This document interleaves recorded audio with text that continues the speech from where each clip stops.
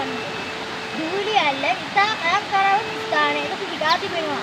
දූවිලි ඇල්ල 1, 2, 3 ලෙසින් කොටස් තුනකට බෙදී තිබෙනවා. දූවිලි ඇල්ලට දූවිලි ඇල්ල ලෙස නම ලැබිලා තියෙන්නේ ඉහළ සිට පහළට දූවිලි මෙන් ජල ධාරාවක් පිහිටන නිසා. සිංහරාජ වනාන්තරයේ සමග මෙම ඇල්ලේ සමගියාවක් පවතිනවා. පහළින් නාට් තටාකද පිහිටා තිබෙනවා. එන්න ඔබත් පාසල් නිවාඩු කාලයේදී